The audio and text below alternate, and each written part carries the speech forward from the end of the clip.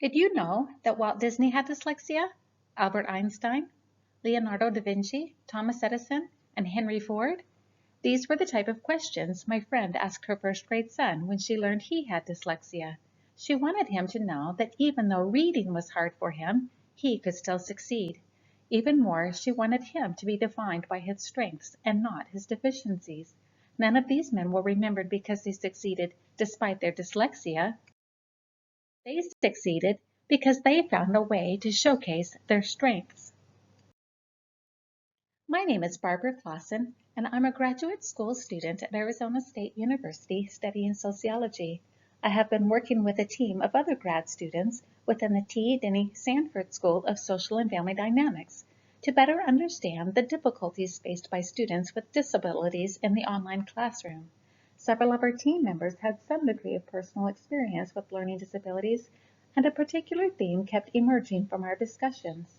Students with learning disabilities do not wish to be defined by their deficiency. Out of necessity, they have to acknowledge their weaknesses in order to access the available accommodations from the DRC, but whenever possible, they prefer not to. Like everyone else in the classroom, they want to be recognized for what they do well, and they want to succeed. As online graduate students ourselves, we realized that the structure of online courses sometimes do not provide enough room for students with learning disabilities to display their strengths.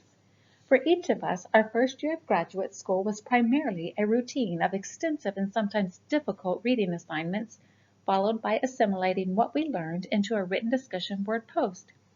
Both of these skills are absolutely critical for all graduate students to develop, but they are typically weak points for students with learning disabilities, and there were few other opportunities to showcase any additional skills.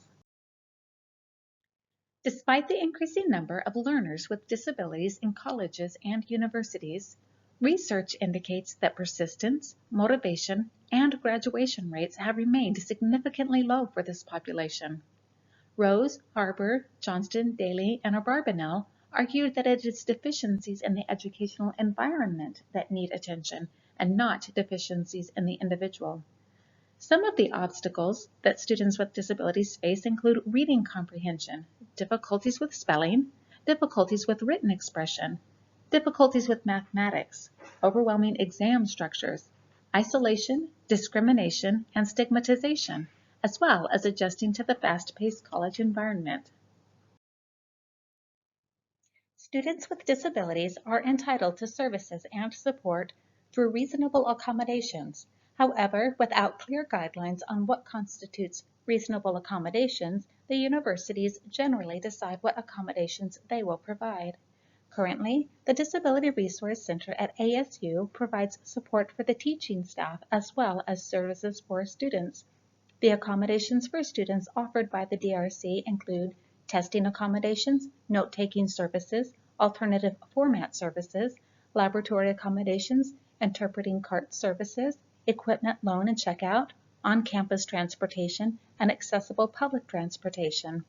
Professors can refer students needing assistance to the DRC, and the DRC consults with instructors so they can better help their students. The DRC also offers workshops to instructors and staff with topics including access, inclusion, and principles of universal design for learning. Including universal design for learning as a topic for faculty training is evidence-based practice.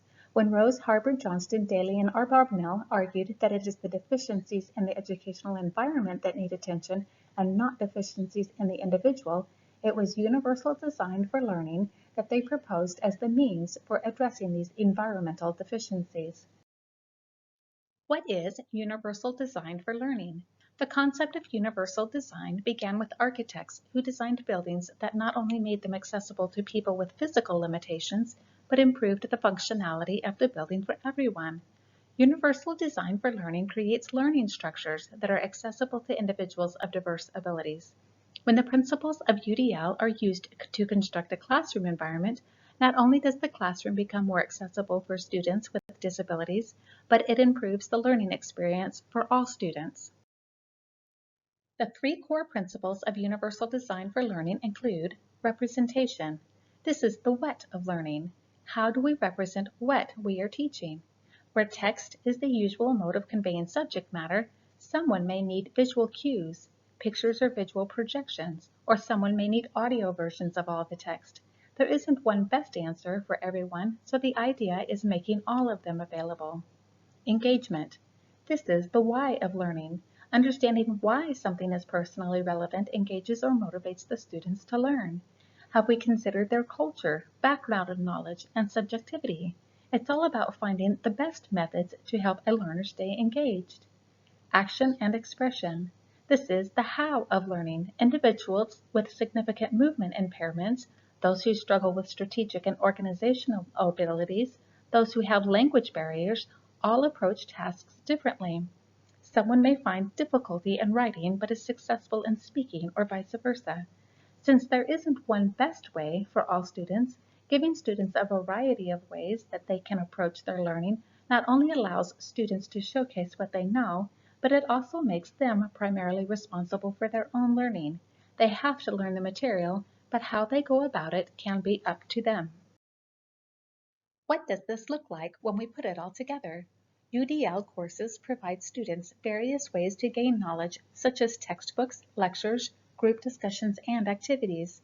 They offer cognitive support, such as outlines, study guides, and summaries.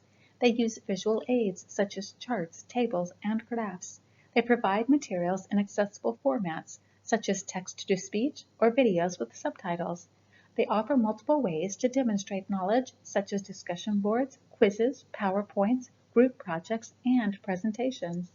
The benefits of UDL include but are not limited to creating a more flexible learning approach to help accommodate learners' physical, cognitive, and environmental needs. Podiums such as electronic sources, PDF documents, and adaptable technological programs have helped create a better and improved learning and teaching environment in schools. UDL helps alleviate barriers encountered by learners with and without learning disabilities in online and classroom environments. UDL is not only beneficial for students, it creates an opportunity for teachers to create instruction modules and methods that are suitable and inclusive of all learners' diverse cultural, physical, and mental needs. As our team began to understand the core principles of universal design for learning, we began to reflect on our own experience as students in the online classroom and to look for evidence that the courses we have taken at ASU followed these principles. Some of our courses did include aspects of UDL. The creation of this presentation as a group is an example of effective UDL in the online classroom.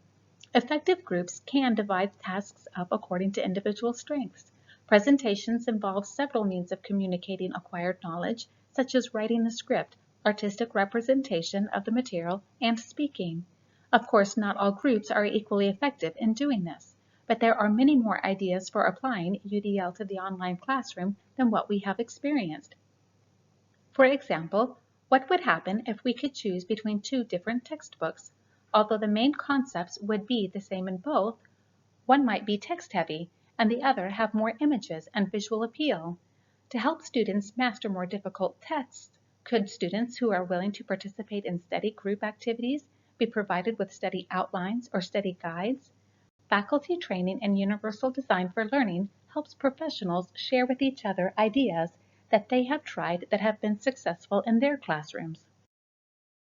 Ultimately, the effectiveness of the workshops that the DRC offers to faculty should be measured by the impact that the faculty training has on student performance. As a team, we tried to narrow our research focus to include all three of the following criteria.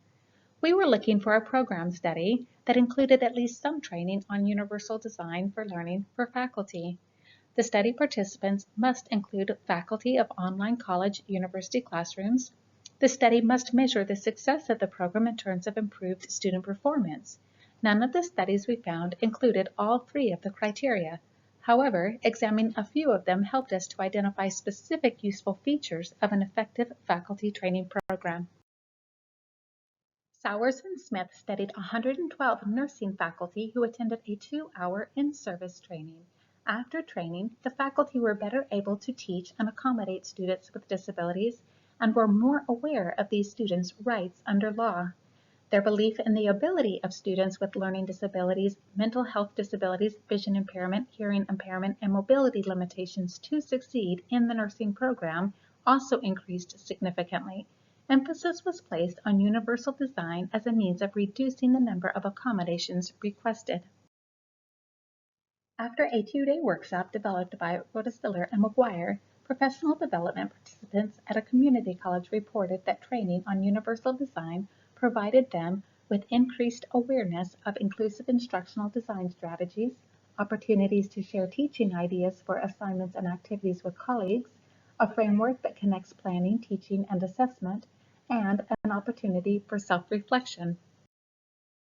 A four-day intensive training for university faculty held during the summer was specifically aimed at building the self-efficacy of faculty members in regards to their ability to meet the needs of students with disabilities.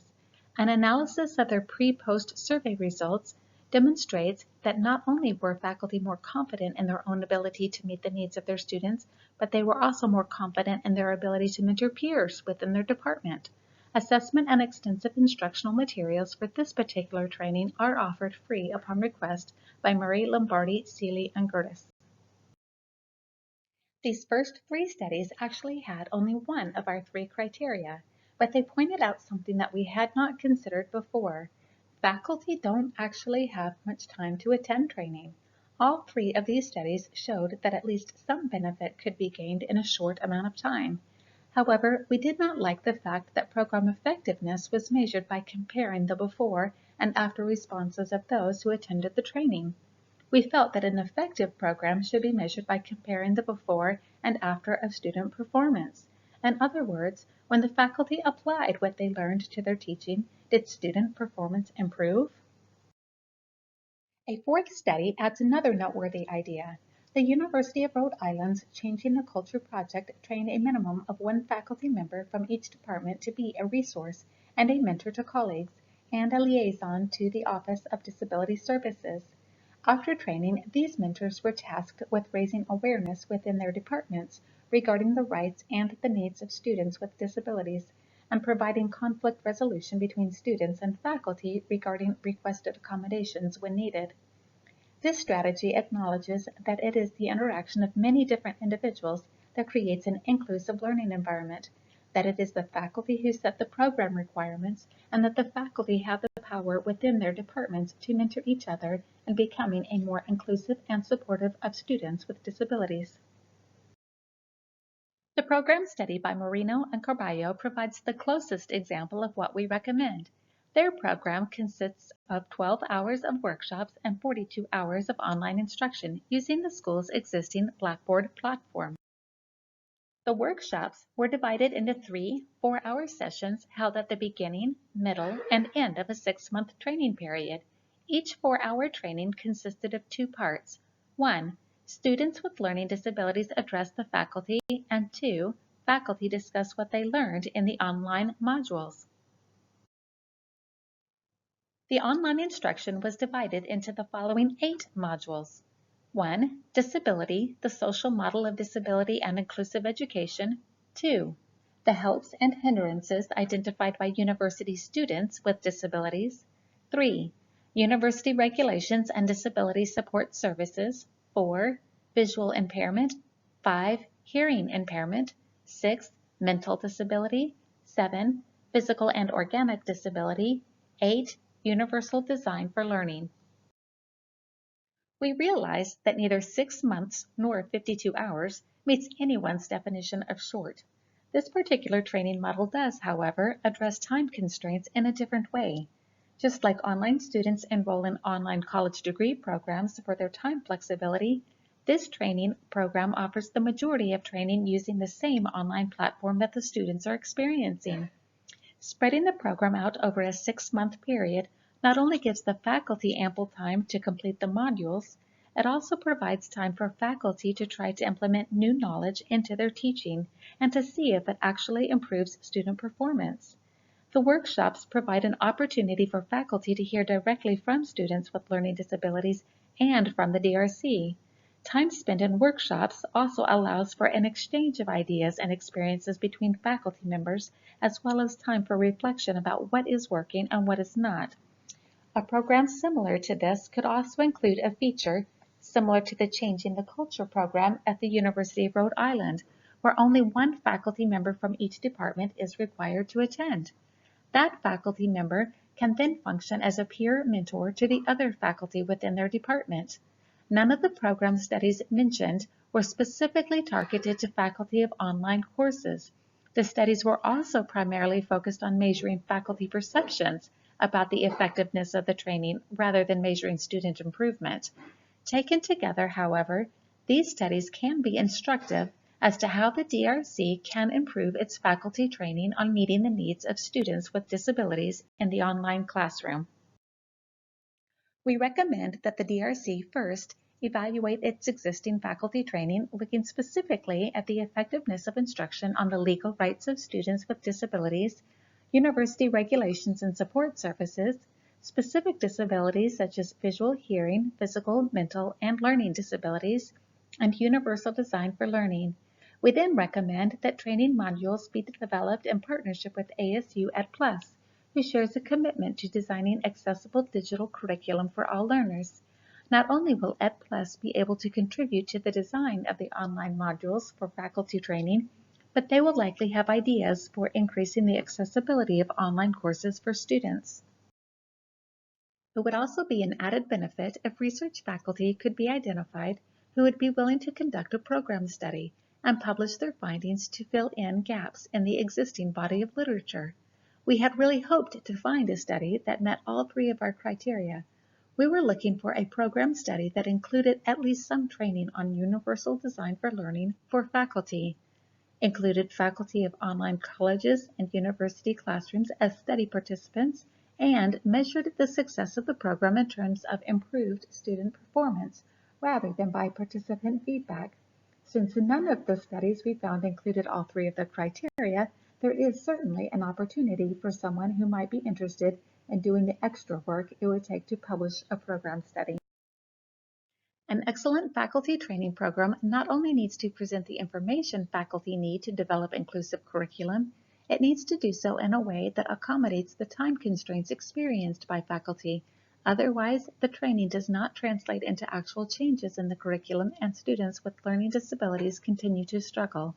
Although the DRC does offer faculty training on universal design for learning, the results of that training are not necessarily experienced by students with learning disabilities in the online classroom. Many courses still rely heavily on extensive reading of difficult texts, followed by assimilating those texts in written form to be posted on discussion boards. Once universal design for learning guidelines are fully integrated with ASU's online curriculum, we anticipate that students with learning disabilities will experience greater academic success.